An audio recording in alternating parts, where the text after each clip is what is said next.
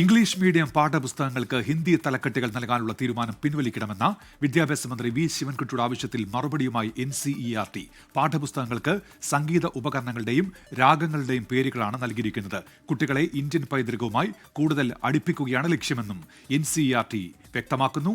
വിനീത VG ഡൽഹിയിൽ നിന്ന്. വിനീത, എന്താണ് NCERT വിഷയത്തിൽ നൽകുന്ന മറുപടി? വിനീത.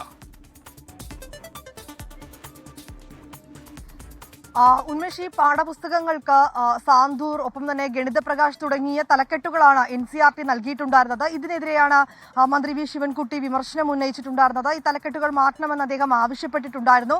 ഇതിന് പിന്നാലെയാണ് ഇപ്പോൾ NCERT തന്നെ ഇതിൽ വിശദീകരണവുമായി രംഗത്തെത്തിയിരിക്കുന്നത്. അവർ മന്ത്രി വി ശിവൻകുട്ടിക്ക് മറുപടിയായി പറയുന്നത്, ഈ ഭാഷ ആനന്ദത്തിൻ്റെതാണെന്നാണ് NCERT പറയുന്നത്. ഇത് അടിച്ചേൽപ്പിക്കുന്നതല്ല ഇത്തരം നടപടിയെന്നും അവർ വിശദീകരിക്കുന്നുണ്ട്. ഒപ്പം തന്നെ പാഠപുസ്തകങ്ങൾക്ക് സംഗീത ഉപകരണങ്ങളുടെയും രാഗങ്ങളുടെയും പേരുകളാണ് നൽകിയിരിക്കുന്നതെന്നാണ് NCERT വ്യക്തമാക്കുന്നത്.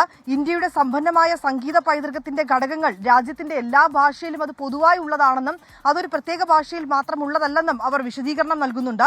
ഒപ്പം തന്നെ ഭാഷാപരമായിട്ടുള്ള മുൻഗണനാ അടിസ്ഥാനത്തിലല്ല പേരുകൾ ഇങ്ങനെ നൽകിയിരിക്കുന്നതെന്നും കുട്ടികളെ ഇന്ത്യൻ പൈതൃകവുമായി കൂടുതൽ അടുപ്പിക്കുന്നതിന് വേണ്ടിയാണ് ഇത്തരം പേരുകൾ നൽകിയിരിക്കുന്നതെന്നുമാണ് NCERT പറയുന്നത്. വിദ്യാർത്ഥികൾക്ക് ഭാഷയിൽ പരിചയവും അഭിമാനവും ഒപ്പം തന്നെ സ്വന്തം എന്ന തോന്നലും ഉറപ്പാക്കുന്നതിന് വേണ്ടിയാണ് ഇത്തരമൊരു നടപടിയെന്നും വ്യക്തമാക്കുന്നുണ്ട്.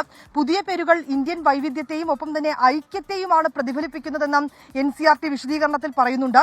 ഗണിത പ്രകാശ് എന്ന ആ തലക്കെട്ട് ഗണിത പാഠപുസ്തകം നൽകിയിരിക്കുന്നത് ഇന്ത്യയുടെ സമ്പന്നമായ ഗണിത ശാസ്ത്രത്തിന്റെ പൈതൃകത്തെയാണ് സൂചിപ്പിക്കുന്നതെന്നും സന്തൂർ എന്നത് ഒരു കാശ്മീരി നാടോടി ഉപകരണത്തിന്റെ പേര് ആണെന്നുമാണ് NCERT നൽകുന്ന വിശദീകരണം.